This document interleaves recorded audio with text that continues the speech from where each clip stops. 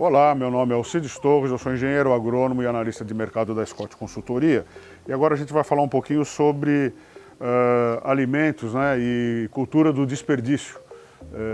Por que isso? Bom, a gente tem aí, está vindo de uma guerra no leste europeu, de uma expectativa de recessão global, aumento de inflação, aumento do preço dos alimentos, tá? Então isso realmente não resulta em coisa boa e a fatalidade disso é que a gente jogou aí para o mapa da fome global mais 150 milhões de pessoas no mundo.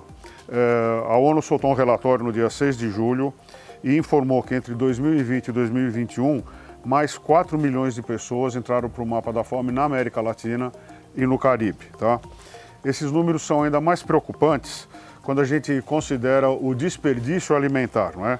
Segundo um estudo também publicado pelo Índice de Desperdício de Alimentos do Programa das Nações Unidas e Meio Ambiente, o Brasil joga no lixo cerca de 60 quilos de alimentos todos os anos.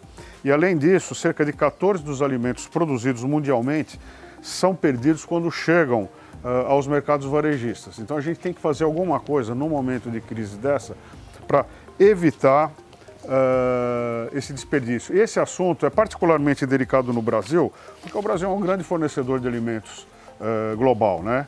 E a gente tem, curiosamente, na população brasileira, uma parcela da população num cenário de vulnerabilidade, né, com relação à vulnerabilidade alimentar.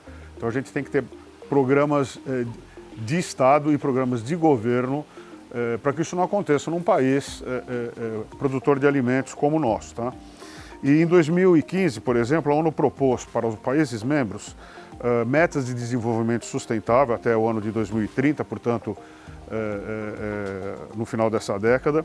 E a proposta, entre elas, né, ter acesso a alimentos seguros, redução em 50% dos desperdícios de alimentos per capita e redução da perda de alimentos nas cadeias produtoras e nas cadeias de abastecimento, tá? E o que é perda e o que é desperdício, né? A perda se refere à diminuição da disponibilidade de alimentos nas fases iniciais do abastecimento, produção, colheita, armazenamento, transporte. E o desperdício começa a partir do momento em que o alimento está disponível para comercialização. Entendeu? Então já existe um estudo nesse sentido, porque o fato preocupa, né? E esse desperdício é em consequência do descarte de alimentos que ainda tem valor nutritivo, tá?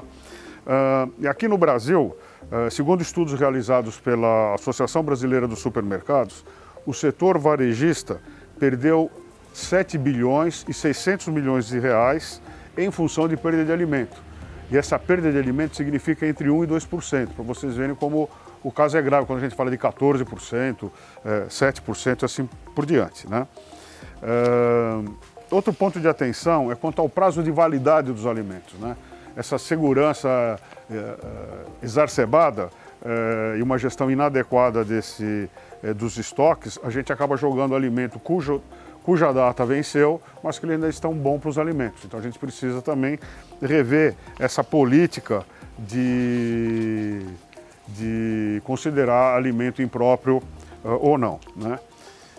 E para terminar, gente, o Brasil, né, todos nós aqui, produtores de alimentos, de carne bovina, grãos, fibras, enfim, tudo que a gente produz, né, arroz, feijão, hortigranjeiros, o Brasil tem um compromisso com a segurança alimentar nutricional para a população nossa, né, para os brasileiros, e também em nível mundial, englobando trabalho de redução de perda e desperdício de alimento ao longo de toda a cadeia de produção.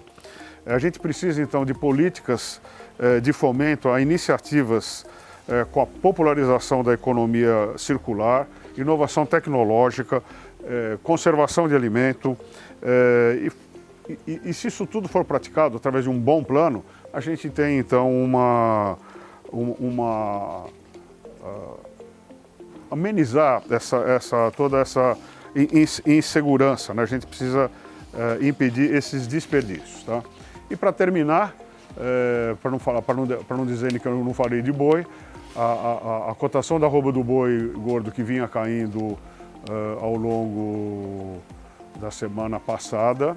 No final da semana ela ficou estável e a tendência para esta semana é de preços estáveis, uma vez que a quantidade de bovinos destinados ao abate diminuiu e o preço tinha caído antes porque eram boiadas contratadas a preços maiores. Então, a hora que eu tenho a escala de abate pronta, os compradores saem ao mercado oferecendo menos. Tá?